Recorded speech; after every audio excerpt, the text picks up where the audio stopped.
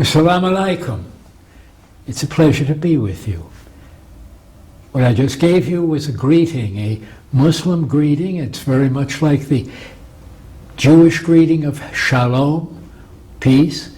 Assalamu alaikum means may peace be with you. And may peace be with you and all of our world. Today, I will open a series with you on Islam.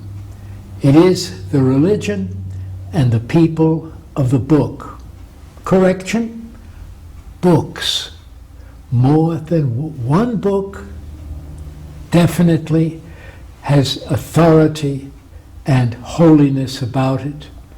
But there are other books that are part of the Islamic tradition. You may recall that I have talked about how symbols unite and divide. Our slide indicates it's what is called the opener, the opening surah or chapter. That's not quite a good word, but it will do for that. The opening chapter of the noble or holy Qur'an. In our next meeting, I will deal much more with the Qur'an for it. But this is the opener. It is for maybe to make a contact between Christianity, Judaism, and Islam. This passage, the Al-Fatiha, the opener, the first of the 114 surahs, or chapters of the Qur'an, is used in every prayer that is said. It is the equivalent, basically, of the 23rd Psalm, the Lord's Prayer, and John 3:16, in terms of how people respond to it. We will go through the opener in our next meeting. So hang on and come around the next time too. On the other side, you see what is at the top of a mosque, a place of worship. It is the star and the crescent, which has become very much a symbol for all of Islam. It has ancient meanings that are even pre-Islamic, but it indicates that all of creation is involved in what Islam teaches, stands for, and also wishes for the whole world.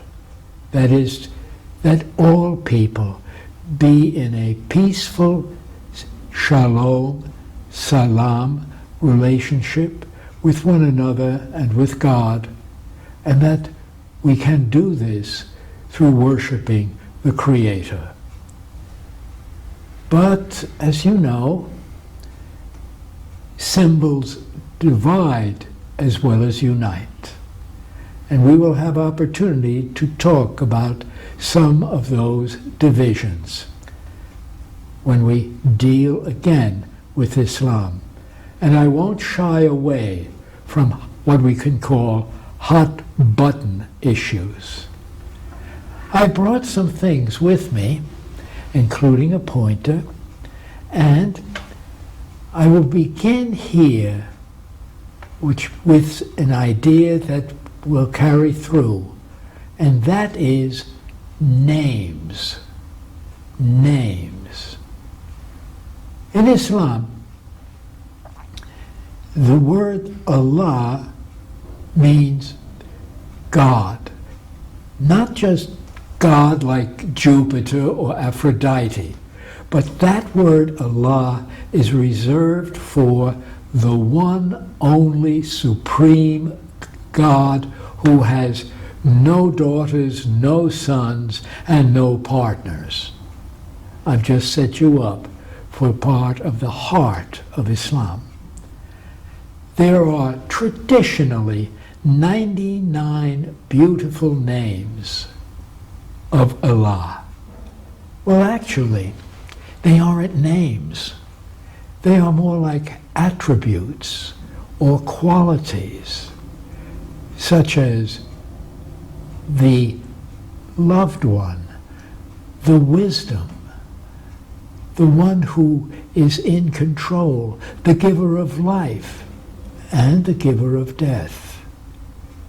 That these 99 names do not exhaust the understandings of God, but they become vitally important. And this silver piece right here has like fruit on it. It is each one of the fruits or dots is an Arabic giving of the name of God. On top of that, there is also what you may see many people in the Middle East. They will have, some will call it worry beads, but it's more than that. It really means that there are 99 beads. Well, really, there are more than 99, a couple more, because some beads are larger than others. And a devout Muslim will go through this as a Catholic would go through rosary, or as a Buddhist would also go through this same kind of understanding and be able to, every 33 beads, would be able to prayerfully dedicate what the person is engaged in. Sometimes maybe taking tests and writing papers, or even marking papers, so that one would go through the beautiful names of God with that. So keep remembering the names of God, the attributes. To go through these names is a sign of faith and a dedication to that God. We will come back to that again. There is a passage that heads every chapter in the Qur'an except one. It's called the Basmillah, and it runs something like this. My fractured Arabic, and I'm too reluctant to really take the time in order to struggle with you in my twisted tongue, but I can do this one reasonably well. Bismillah ar-Rahmanir Rahim. In the name of Allah, most gracious, most merciful. Every surah but one, Surah 9, begins this way. And it is in the name of God, most gracious, most merciful. Repeated in every prayer. And if you take a meal, if you say anything, you say the Bismillah. This is not only a sign of faith, but it is also a way of understanding how God wants to be known. It is God, Allah, who has given this message. God wants to be known chiefly as the most gracious, the most merciful, and you can always come to Him.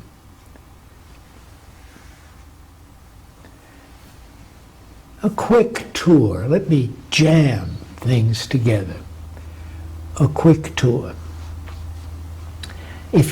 My way of doing this in a classroom situation would be, if you want to understand Islam, you have to know 5 and 6 equals 11. All right? These are the 5 pillars of faith, the external ways, the ibadat, the ways of really understanding like a tent with 5 pillars, and over this stretches the whole of the life of Muslims and of what Islam stands for. Islam is direct and it is simple, not in the sense of being easy, but of understandable. Consider that in light of what we looked at in the doctrine of the Trinity for Christians, or even in the way in which we handle things in the Nicene Creed. That's pretty complex stuff. In Islam, clarity. Clarity leads to understanding and reflecting upon, to examine what does it mean. And these 5 pillars are the external things by which Muslims will be known. The Shahada, we will talk about that. It really is the confession. I testify, I confess that there is no God, there is nothing worthy of worship, there is no God but Allah. And, don't forget the and Muhammad is his messenger, his Rasul.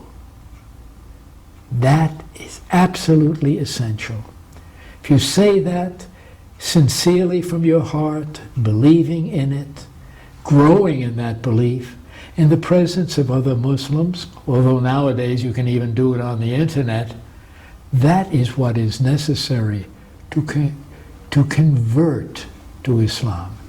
Well, not really convert, but go back to what God intended for you from the very beginning. One reverts to this faith that is part of the origin of every person, Islamically speaking. Okay? There are 5 obligatory prayers.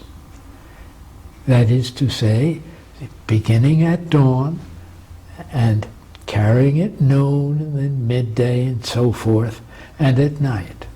5 times. Basically, it takes maybe about 5 or 10 minutes, maybe 50 minutes out of all of the time that you have. You devote this 50 minutes to God. God gave you all the rest. So it's not that terrible an investment. But it also means that you clean yourself up before you come before God. You make yourself clean in what your mouth, what you are going to hear, what you will see, what you will touch, where your feet will go. And when you come into that presence, there are ritual ways of prostration, of standing, of cutting out the sounds around you.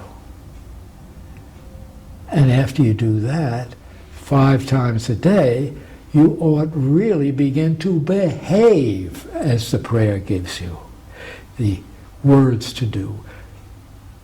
And the Al-Fatiha is part of that, each one of those prayers. The prayers change slightly during the time of the day. The morning prayer, for example, has as given, come to success, come to prayer, for prayer is better than sleep. And that success is not just business success or academic success. It means successful living, holy living. Islam prides itself on saying it is a total religion that touches every area of one's life. Then, zakat. That is sharing one's wealth. Islam is communal. There is a key word, ummah. That means the community of believers, no matter how extended into the past or the future or around the world. And it means that there is to give to people So, fasting in the month of Ramadan, from the time of dawn till sunset, in that solidarity with the hungry, with the poor, and then rejoicing in really the abundance that God gives us, abundance to be shared. That's for 30 days. One follows that. There are exceptions. If women who are nursing, or the elderly, the sick, the travelers, they can make up the fast if they have to eat or drink during the course of it.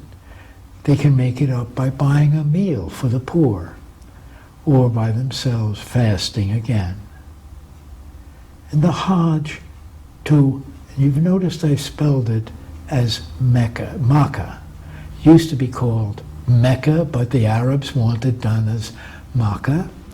And the Hajj is on its way to a particular city and a particular place in that city.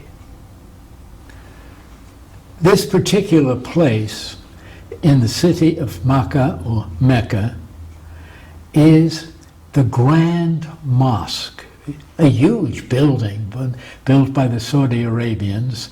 It has been part of it's been repaired, maybe that's more accurate to say this, and extended by the Saudi Arabians. But it is, well, let me say this. I have pictured this cube-shaped building, the Kaaba. It's about not quite evenly cubed. It's about 48 feet each side of it, 48 feet tall and wide and so forth. That's approximate. I picture it almost as a gigantic dynamo, that a kind of throb of prayer and of contact between the heavens, and God is above this, and the earth, that has always been. Suppose it is Islamic tradition that Adam was the first one to build this Kaaba when he came down from heaven with his wife. We'll get to that story. That it was rebuilt by Ibrahim, by Abraham, and his son Ismail, and that it has been built, ruined many times. But here, Muslims, when they pray the Salat prayer, when they pray, the prayers are directed toward the Kaaba, toward this building.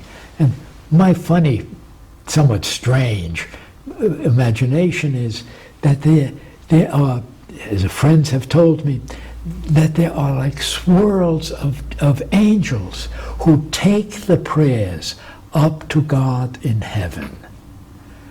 And this goes on 24 hours a day, 7 days a week, decade after century. And this goes constantly. So that once in a lifetime, a Muslim is not just, well, required would be too strong a word, encouraged, if you can afford it, and if your physical condition can be done, take the Hajj, take the pilgrimage to Makkah. And there is a set of rituals which include the circumambulation, going around the Kaaba 7 times, and then going for another, what's called the running, when Hagar was searching for water for her son Ishmael. In the Bible it is that she had been deserted or really kicked out of the tribe because of Sarah being jealous of her, Abraham's wife. In the Qur'an, that is not so. We will come back to some of those stories.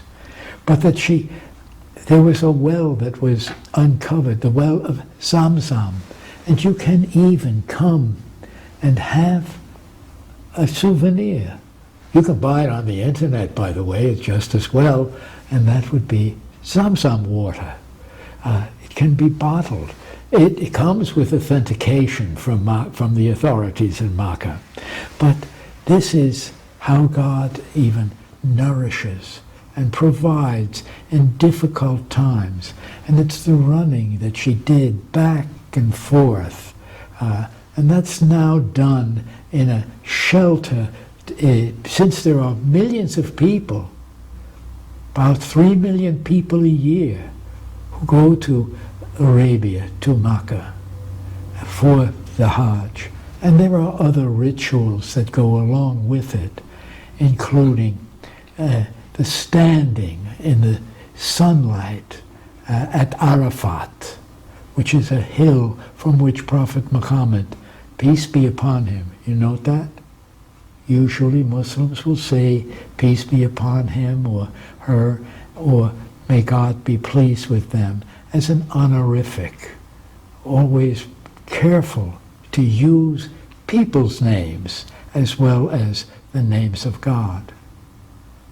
Names are to be blessed rather than used for cursing. That there would then be the end of the Hajj. This is done once a year for about 3 critically important days in that once a year.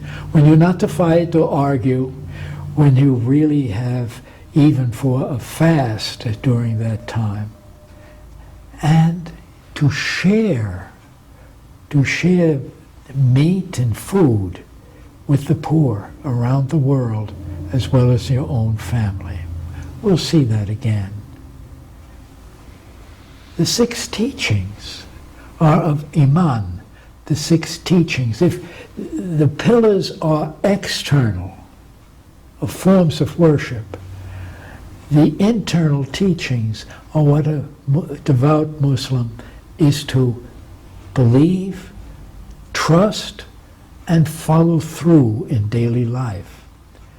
And the first of those is Tawheed, the absolute oneness of God. Absolute, no Trinity. Got that? No Trinity.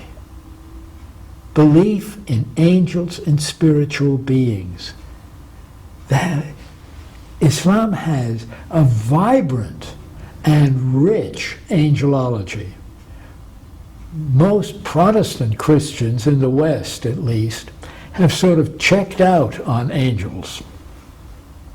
They might think it's more superstition, but not in Islam. Those spiritual beings are not only angels and good spiritual beings, but some of them are not good. And we will see that when we deal with the origin of evil. If we start with the oneness of God, then talk about angels and spiritual beings, the next step is the acceptance of earlier prophets and messengers. A messenger is a special category. Messengers have been so inspired and prepared by God that they are ready to receive the handing down of a book, sometimes written from the angel Gabriel, Jibril. And these books give guidance. We don't know how many messengers there are, but certainly Adam was a messenger, Noah was a messenger, Abraham was a messenger. That you will find other messengers. Isa, Jesus, is a messenger. And the last of all of the messengers who came with books is Muhammad. And the book is the Qur'an. Come back next time, we'll go over that one too, with that. And that means the acceptance of earlier scriptures. I have a copy not only of the Qur'an here, but a copy of the Bible. Islam does not throw out the previous religions. God has always, in all cultures, at all times, God has always reached out to human beings and said, I am one, obey, keep my ways, you will prosper, you will even go through this life and be prepared to live forever. If you do it God's way, it will be a blessed forever. On the other hand, there's the other side of that as well. We'll touch on that too. So that the earlier scriptures in Islam, it is not just an acceptance of those, but it is a judgment that is made. That sometimes those who have accepted these scriptures have in some ways made mistakes, not copied them the right way, maybe even distorted them, added to them or subtracted from them. And the Quran serves as the key book now. It is technically, Islamically speaking, there are no variant, no varieties of manuscripts, but rather it came to Muhammad between the years 610 and 632. No more messengers, no more prophets, no more books, except to interpret. Now, belief in the resurrection and the afterlife. This life now is an eye blink in light of eternity. So live this life. There will be tests in this life. Live this life faithfully, with good deeds, and with faithful intentions. And the last, the acceptance of God's power, qadar, and will. That includes predestination. God knows where each one of us will wind up, whether in the gardens of bliss or into the pain of separation from God that can be called hell. Know these 11 absolutes and you'll know the basis of Islam. The essential, I call it this way, the absolute essential is in the Shahada. I testify or I confess that there is no God but God. I testify that Muhammad is God's Rasul, God's messenger. There's nothing worthy of worship except Allah, and Muhammad is the final messenger. And in Arabic, if one says this sincerely in the presence of other Muslims, this is the way to convert or revert to Islam. No baptism, no long period of instruction. Say this and then be open to growing into the faith, to be educated not only intellectually, but that your whole life will be shown as a living Shahada. We'll come back to that because we have to see there is a negative and a positive. No other God, nothing else. That's the negative. The positive at first is Muhammad is his Rasul. But you can turn it around and say then that there is a positive of No other God. You can depend on no one else but Allah for your life.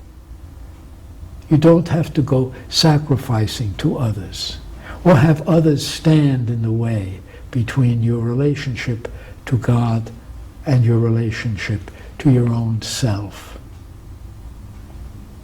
And it also means that there is a sense of fulfillment in Islam from the previous religions and prophets to Muhammad. Vocabulary. Every religion has its own vocabulary. We have seen that. The name Islam means to submit. That is real freedom. Real freedom to submit to the will of Muslims. Do not worship Muhammad. He is dead. He is entombed in a mosque in Medina. He will be raised from the dead, as will the others. But you don't pray to him. You may follow his example. We will see that in the interpretations, what are called the Hadith materials. Several. How did Muhammad live the Quranic life? One says Muslim. Sometimes the spellings have changed, as in the word for Muhammad, Mecca or Maki, Medina, the second holiest city, Jerusalem, the third holiest city, and the Kaaba again. I'll tell you next time a story of Muhammad and the Kaaba and rebuilding it.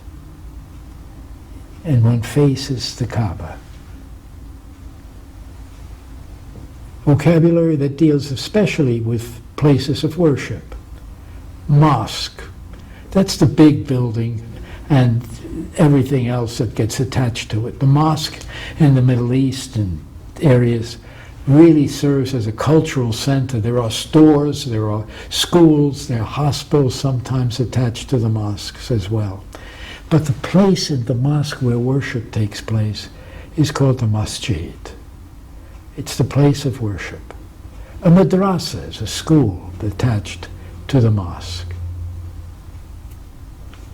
Minaret is the thin tower from which the muezzin gives the call to prayer. If you wake up in a Muslim majority city at dawn, it's as if these muezzin are in competition with each other. Who can make the call to prayer last the longest and last the loudest? It becomes part of the sound of Islam as well as the sight of it. The Qibla. When I have stayed in, let's say, a hotel or a motel, behind the door is usually an arrow pointing this way to face for prayer. It is often the direction toward Mecca. The mihrab is usually the indentation in the wall toward which one goes with it. No crosses, no stained glass pictures, calligraphy, or floral designs, or mathematical designs. Khutbah, the sermon. The imam, the leader of prayer. And that word has many meanings. It's a stretchable word. And one goes for the Friday or Juma prayer. Noon, that's sun time, noon, rather than daylight saving time or so on. It will vary during the time. The service will take about maybe less than an hour. And it's a prayer service with sermon. No hymns, no music, except chanting. One way to understand how Christianity and Islam have been related to each other and how Islam really takes the previous religious places and figures and scriptures, and then sees Islam as fulfilling, coming literally on top of, without rejecting that past. I will put this in terms of one of the most beautiful mosques in the world, the Al-Fatiha Mosque in Istanbul. Fatih is the name which means conqueror, all right? Many Muslims are men named, the most popular name in the world, by the way, for boys is Muhammad. And then I have a very important one, is Fatih. Originally, when the Emperor Constantine finally succeeded in killing and bludgeoning into submission most of his enemies, he decriminalized Christianity. He did not make Christianity the official religion of the Roman Empire. He just made it legal. Others, by the end of that 4th century, made it the only legal religion of the empire. He also took the village of Byzantine and made it, rebuilt it as a capital city that he would call the New Rome. And because he did it, it was called Constantine's city, Constantinople, right? He built it to be a Christian city. This would be, he dies in about the year 337, Common Era, became emperor in about the year 300.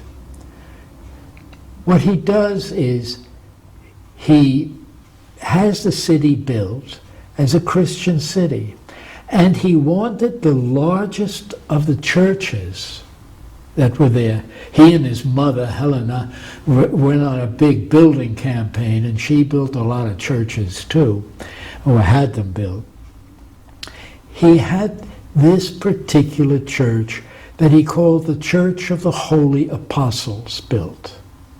And when he died, those who considered Constantine to be really a holy emperor, he really wasn't that good, by the way, cruel to his own family, but he had good press relations, I guess, spin doctors even then. What they did was they got the relics of most of Jesus' 12 apostles or 12 major disciples. What looked like relics or things that they had touched or used or been part of their very being. And they got those 12 and put them in a circle, and Constantine's tomb right in the middle.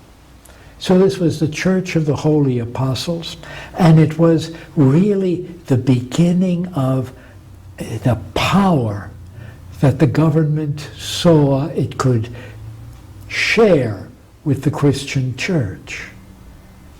And this church was the largest, designed to be the largest in Constantinople.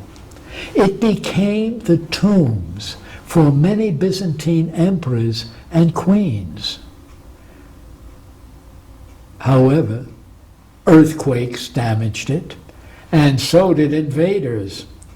And one of the terrible things that happened within Christian history was that the Fourth Crusade, from 1202 to 1204, was made up of Christians from Western Europe and the Venetians, who supplied the transportation to these crusaders, who were supposed to stop in Constantinople and then continue down to take more control of really Palestine.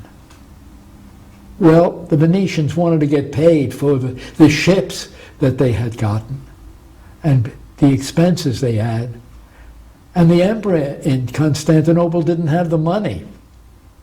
And so what the Crusaders did was they attacked the city Christians attacking another Christian city. And they basically destroyed the Church of the Holy Apostles. Only 3 tombs survived. We don't really have any clear idea of who is buried in those tombs, who is contained in those tombs.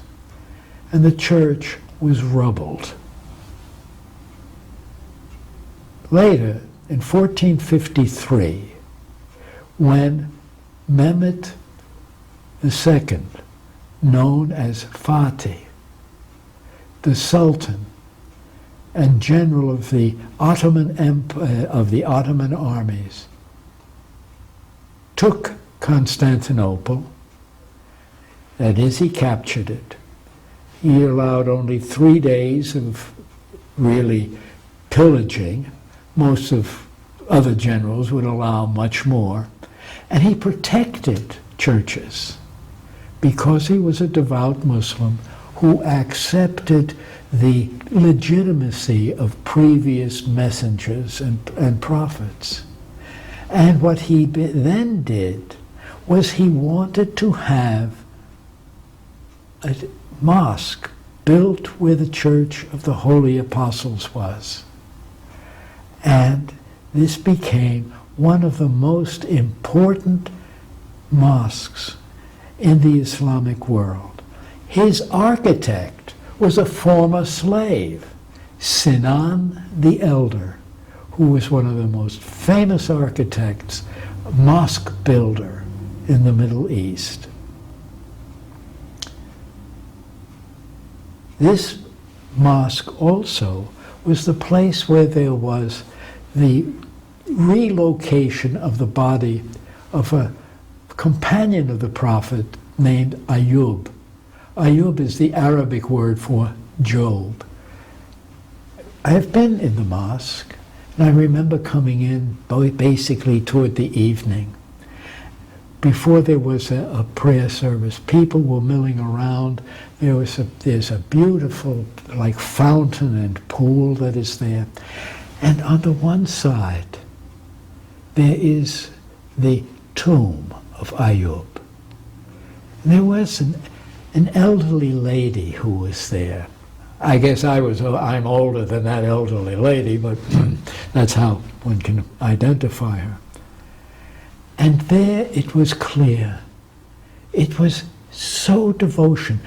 It was not that she was praying to Muhammad or praying to Ayub, but really making a connection with the past, of saying that her faith and what she was really living for and living toward was really a faithfulness. And the very fact that there was a tomb that was there of someone who knew the Prophet was important to her as a way of connecting. And as she left, a woman came with a baby. And it was as if she tilted the baby and was whispering in the baby's ear, "Yes, our faith is real for it." The mosque was knocked down by another earthquake, and it has been rebuilt. It is one of the largest mosques in the Muslim world, and one of the most cherished as well. Geography. You see the region of North Africa, of some of Europe, of the Balkans, of India, on. And as you see, the Arabian Peninsula that is there. Riyadh is the capital of Saudi Arabia, and you can see that Mecca is toward the west, not far from the coast.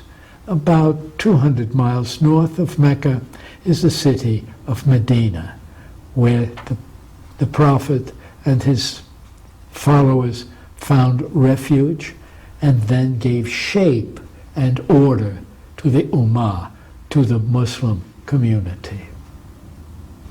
Some statistics. Islam is the second largest religion in the world. Christianity is the largest. We won't count who's devout and who is really active, but those are the figures. And it is that the largest Muslim country in the world is not an Arab country, but really Indonesia. And not only that, but if you take a look at Pakistan and India, one has over 300 million Muslims. In India, about 12% of Indians are Muslim. And if you see Pakistan, India, Bangladesh, 126 million. It's as if the weight, popularly we think Islam, Arabs. Well, not all Arabs are Muslims. There are many Christians as well. But if you see it on like a seesaw, like a balance, all of a sudden the real balance of Muslims is Indonesia, Pakistan, India, and Bangladesh. And since I work with a lot of Turkish persons, there are about 72 million in Turkey, out of maybe 78 million. But if you look then at at the Arabian Peninsula, you can see, and I have labeled this deliberately, excluding migrant workers. There are many Christians, Filipinos, for example, heavily Catholic, some Muslim, who are working in the Arabian Peninsula and sometimes abused as well, that you can see those are the nations of the Arabian Peninsula, Saudi Arabia through to Kuwait for it. Nations with the Arab nations and then other nations. Islam is an international, interreligious, intercultural religion as well. The largest numbers of Muslims in the United States are African Americans. That may come as a surprise. And they have been here ever since colonial days because they came on the slave ships. They were Muslims in Africa. In the United States, who knows how many Muslims? Some say 3 million. Others will go as far as 5 million. Major persons. We will see these people in our future times. Muhammad, Khadija, Fatima, Ali, Abu Bakr, Aisha, Bilal, and I will take you through how the conversion efforts really showed the way in which Islam was critically important, multiracially, multinationally, multi-class as well. Here are again two symbols. The word Allah. When I have a class, I do not put that word on the board in Arabic, because then I'd have to erase it. And I know that as many Jews don't like to use the word Yahweh on the board, I avoid putting that there, because it's a holy term. It is the name that embraces all other names. The other one is part of every prayer. Allah Akbar. God is great. God is the greatest of all of the greats you can ever imagine. Unfortunately, that term has been used for those who have sometimes made violent actions in the name of Islam. But you may recall from where we began. We began by saying the Bismillah. In the name of God, most gracious, most merciful. God wants to be known as the gracious and merciful one who calls us to serve him. There are other words that are used and expressions, and one of those terms is inshallah, as God wills. See you next time, inshallah, as God wills. Thank you.